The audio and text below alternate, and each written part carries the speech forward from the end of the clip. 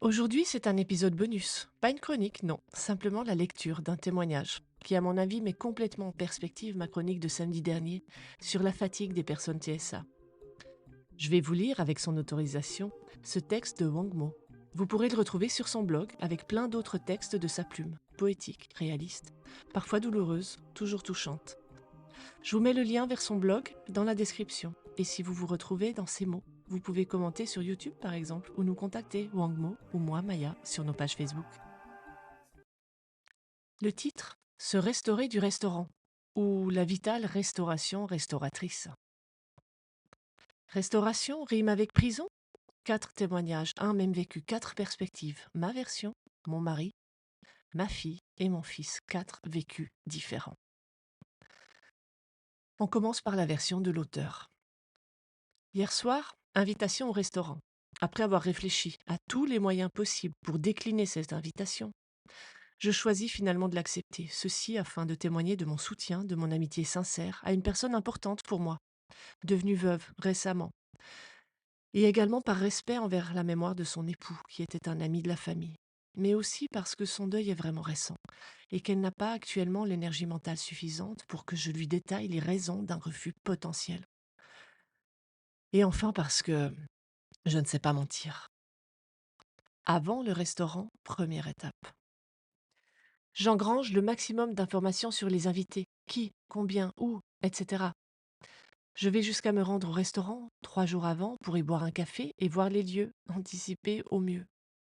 Une des choses qui m'a permis d'accepter l'invitation, c'est le fait qu'il était prévu que nous ne soyons que 4, avec mon ami et sa fille. Donc j'ai dit oui, mais ensuite elle m'a dit que nous serons au final 12, le double de ce qui était prévu. J'avais déjà donné une réponse positive, du coup je ne pouvais plus annuler, d'autant que le restaurant était réservé. Heureusement, je connais tous les invités on s'est régulièrement rencontrés annuellement lors de l'anniversaire de la fille de mon ami. Donc on va dire que ce sont presque les meilleures conditions qui se profilent pour moi. Premièrement, je connais les personnes et deuxièmement, j'ai pris le temps de me familiariser avec le restaurant. Qui est horrible, le restaurant. Enfin non, il est super le restaurant, mais bruyant, bruyant, c'est une horreur.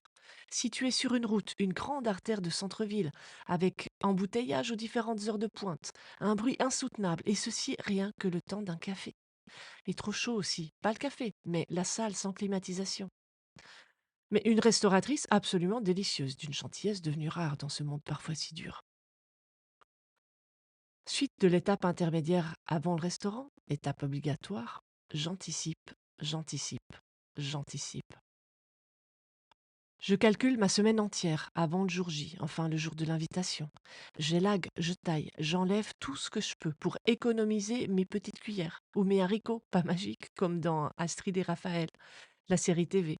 Bref, pour économiser au maximum ma minuscule dose d'énergie. Cette minuscule dose d'énergie hebdomadaire et quotidienne, je fais des réserves de silence, de solitude, j'engrange des connaissances avec mon IS, mon intérêt spécifique.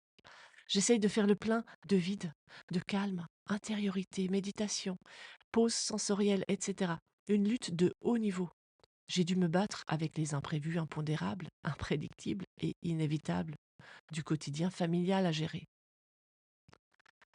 Ça, c'était avant le restaurant. Maintenant, pendant, au restaurant, le jour J, l'étape fatale. Une demi-heure de balade citadine avec quelques invités pour arriver au restaurant. Blague sur le fait qu'il est 18h. 18h. À cette heure-là, moi, je soupe à la maison aux heures suisses et canadiennes.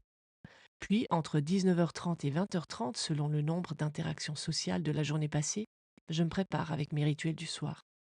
Et à 20h30, je suis au lit, dans le noir et le silence, dans ma routine vespérale, pour me préparer à dormir. Blague donc sur le fait que je fais quelque chose d'exceptionnel, dans le sens d'une grosse exception à mon train-train habituel et journalier. Plaisanter sur le fait que je ne sors jamais à cette heure-ci. Ok, heureux celui qui sait rire de lui-même, il n'a pas fini de s'amuser, dit Joseph Folliette. L'idée est surtout de mentionner le fait que cette amie a de la valeur, puisque, pour elle, je fais vraiment une grosse entorse à mes habitudes. Mais là où c'est plus drôle, c'est lorsque cette amie précieuse dit qu'il faut me sortir de force plus souvent et régulièrement. Évidemment, je le comprends sérieusement, au premier degré, sans humour, égale panique. Voilà l'une des raisons de ce poste. Expliquer, décortiquer encore et toujours à quel point cela me coûte, cette sortie. Et dire que non, il ne convient pas de me forcer à sortir plus souvent dans ces conditions. Alors, après ce coup de stress initial, arrive le débarquement au restaurant. Une personne supplémentaire, elle a une parfaite inconnue, mais c'était pas prévu. Nous serons donc 13. Il y a un écran qui était éteint lors de mon café d'anticipation. Cet écran, aujourd'hui, il est allumé, avec des danses folkloriques costumées, tradition que j'aime en principe, mais ici, le son est à son volume bien trop fort.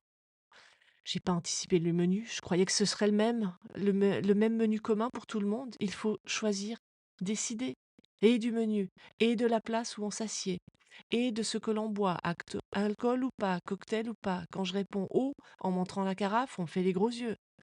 Ceci alors que mes fonctions exécutives sont déjà en difficulté, du fait d'essayer de gérer les nouvelles infos, une inconnue en plus, c'était pas prévu, la surcharge et la saturation sensorielle avec la TV. Cumulé aux nouveautés informationnelles, l'environnement, la situation, les menus, au secours! J'ai déjà envie de partir en courant. Mais je ne veux pas blesser mon ami et ses amis. Mon départ fuyant ne serait pas compris. Alors je m'arme de mon grand sourire banane, je masque, camoufle et cache. Je fais usage de stratégie et superfuge pour m'asseoir le plus proche de la sortie, le plus à l'écart de la table, tout en étant avec les autres, de façon à ce que ça soit invisible, le fait que j'ai besoin de distance avec les gens. Là, je viens d'utiliser toutes mes petites cuillères énergétiques, les seules 12 cuillères qu'une personne autiste possède par jour en quantité d'énergie. Chaque action coûtant un certain nombre de cuillères avant la panne d'essence, le meltdown, explosion, ou le shutdown, repli autistique. Et on n'a même pas commencé. Il faut encore choisir son menu. Je pose mon doigt sur la première ligne, je suis devenue incapable de penser. Mon tour arrive, je lis ce qui est écrit sous mon doigt. On me dit qu'il n'y a pas ce menu. Aujourd'hui, c'était pourtant noté dans la carte. Que faire? La sommelière me propose le menu suivant. Je ne sais même pas ce que c'est, mais je dis oui. J'avais réussi à avoir mon mari par avant traducteur social à côté de moi. Or, voilà qu'un changement de place s'impose. Tous mes efforts sont réduits à néant. Par instinct de survie, j'arrive tout juste à renégocier ma place, la plus proche de la sortie. Mais je n'ai plus la sécurité du bavardage de mon mari. Les chaises musicales l'ont placé tout à l'autre bout. Impossible de penser à respirer, se détendre. La cohérence cardiaque, respiration de pleine conscience et tutti quanti. Je n'ai que la pleine conscience d'être submergée. Pourtant, même l'invité imprévu, et tous les autres d'ailleurs, ne sont que des gens vraiment bien, intelligents, intéressants, vraiment gentils, vraiment agréables. Mais moi, je me sens vraiment mal. On vient à peine de commander. Je suis déjà en mode survie. Je ne peux pas faire abstraction des conversations à ma gauche, mélangées dans mes oreilles à celles de ma droite, tout en écoutant ma voisine en face, avec en supplément le bruit des moteurs allumés des voitures d'un côté et les danses à la télévision dans une belle langue étrangère de l'autre côté. Tout a le même niveau d'intensité. Dans ma tête, c'est douloureux, j'ai mal. Mes yeux se tournent inlassablement vers la sortie. Je regarde le ciel, les nuages.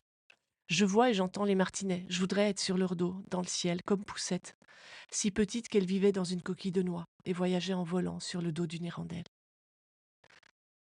Restauration. Dans cette situation, ça rime pour moi avec prison.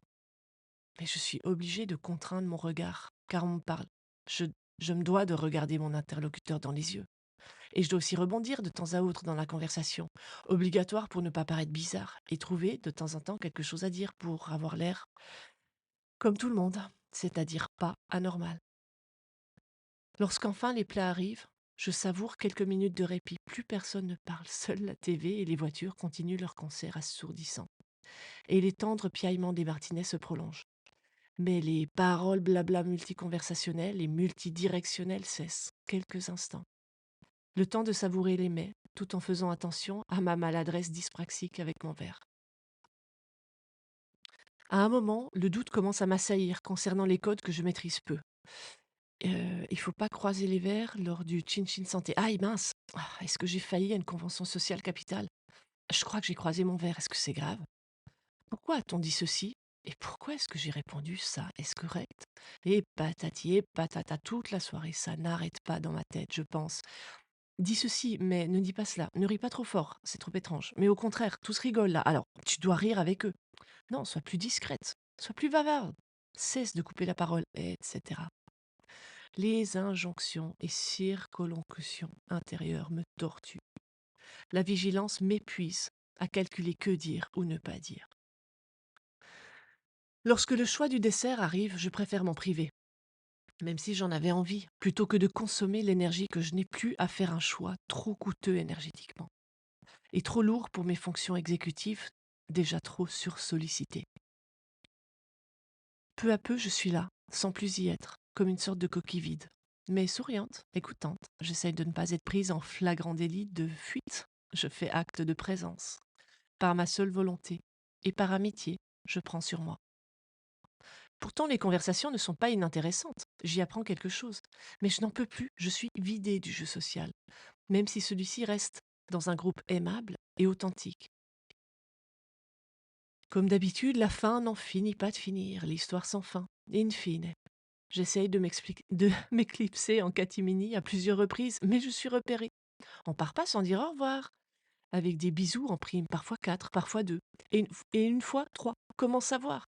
Et en plus, maintenant, on doit se faire des bisous, alors que c'était interdit pendant le Covid. Compliqué, ces règles changeantes.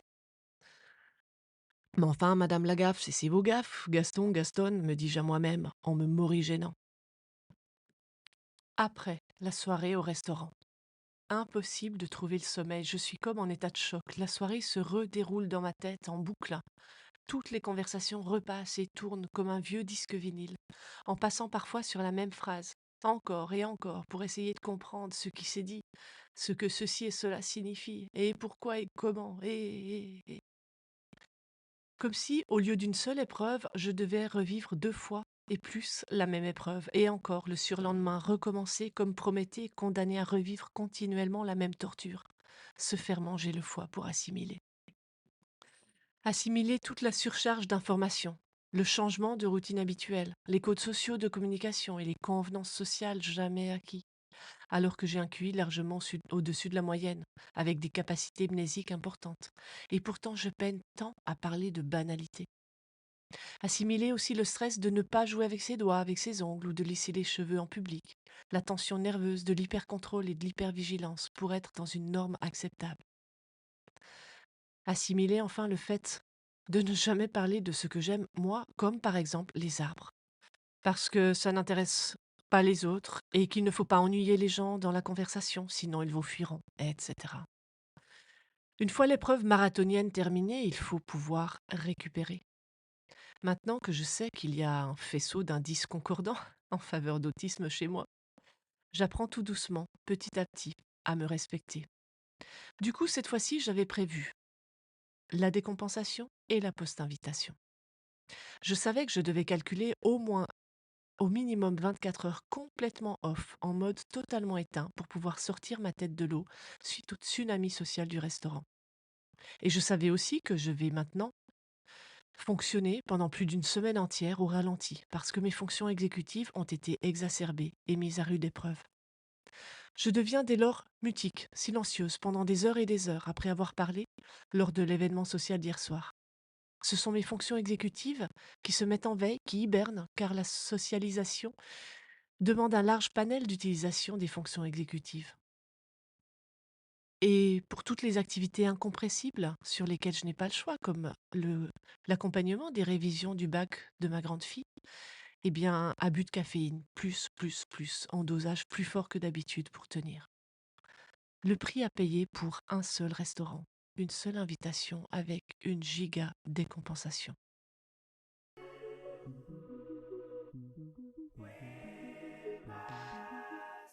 C'était la mise en perspective de 4 personnes. Maintenant, voici la version du mari, sa fille et son fils. Les versions du même événement, vécues ensemble à ce même restaurant. Le mari avant le restaurant. C'est une invitation pour rendre honneur à la mémoire d'un ami. C'est le premier anniversaire de son décès. L'objectif, c'est d'entourer son épouse, se retrouver pour témoigner de notre amitié.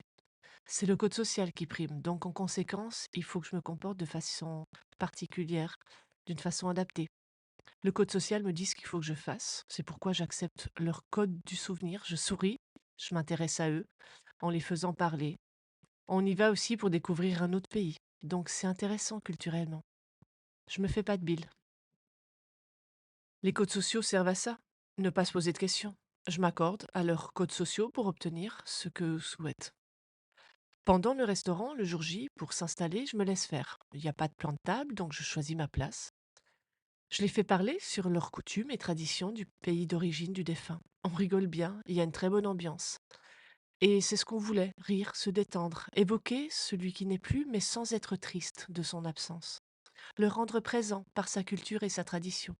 Moi, je me sens bien, je suis curieux de nature, donc mon cerveau est en mode youpi, car je me cultive. Je trouve de l'intérêt à faire du bien en étant là. Je n'apprécie pas la TV allumée, mais je comprends qu'ils mettent de la musique comme élément sonore de leur folklore culturel. Après la soirée au restaurant, aucun impact sur ma vie quotidienne ni sur mon énergie, en dehors du fait d'avoir appris des infos sur un autre pays, ça m'a détendu. La nourriture était bonne, je suis content, j'ai apprécié.